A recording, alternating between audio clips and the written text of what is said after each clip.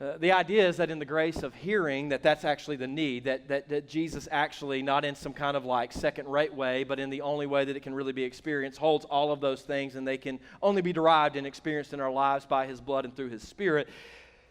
The idea is that you would see and hear that, and you would come to the realization that you need that, so that you would then begin to reevaluate your priorities in your life. So sure, you've got to make a living if you're a father or a mother for your family, but making money isn't the only thing whenever God is the ultimate chief end and aim. So just because you can get more money doesn't mean it's a quick yes.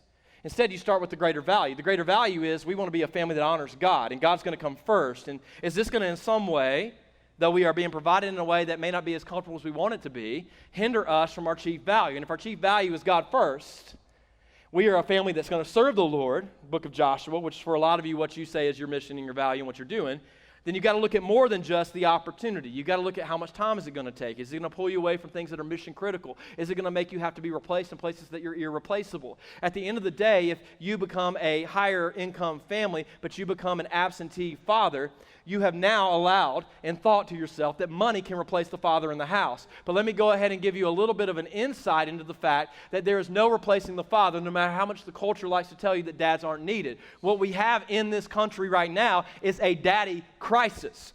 Men have forsaken the duty of living as men of God, and as a result of that, they have not been devoted to God. Therefore, they're not devoted to the women that God brings into their life, so they get them pregnant, and because they are shaving and look the part of being a man, we presume them to be ready for the responsibilities of a man, but instead of being a God man, a God-fearing man, a God-dependent man, they wander away into childish behavior because all they were wanting to do is have a childish time in their life. What we need right now is a group of men that want to be God men, who will then go backwards and go, okay, this dating app is not helping me with godly behavior.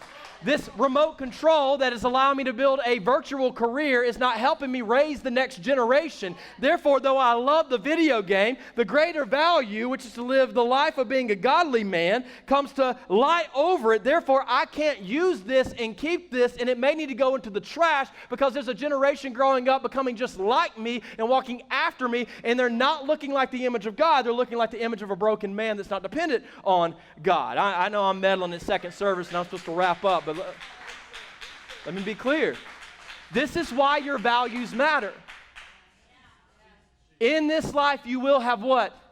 Trouble. If you're walking towards wanting to be a godly person, it will be met with resistance. You will have to go through temporary suffering. You will have to deal with difficulty that will come against the progress towards the path that the Lord is assuring you that He can lead you down of becoming a godly man presented perfect before Him in Christ Jesus at the end of time. But you will experience resistance. And if you have those temporary setbacks and you don't have values that remind you of what's most important, then you drift off course. And what started out as looking like someone that was going to be white hot and faithful becomes the parable of the seed that hit the ground, that grew up quick, that was amongst the rock, that the sun came and scorched, and it was nowhere to be found in the end. All because at some point difficulty came and you thought it was trying to get you to go in another direction instead of you bearing down by the Spirit of God and the power of God to endure in the same direction God has called you to go in. So we get values and we get them clear, because when we get values that are clear and hard times come, we endure knowing that there is a greater reward than the tribulation that we face on this side. Man, there was someone in the Bible, I think his name was Paul, and there was a church that was suffering and they were going through it. People were being put to death, and he said, I count these current troubles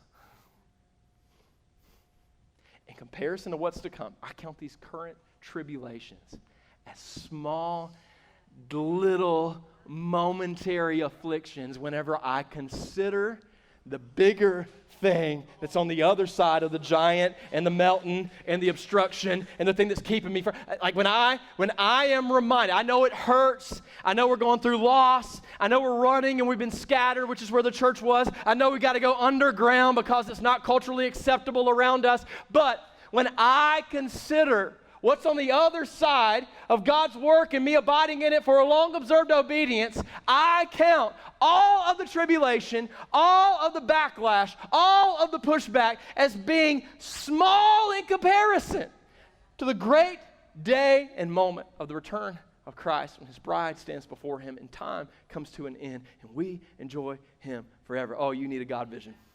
You need a God vision for your life. You need a God vision for your life. You need a God vision for your life.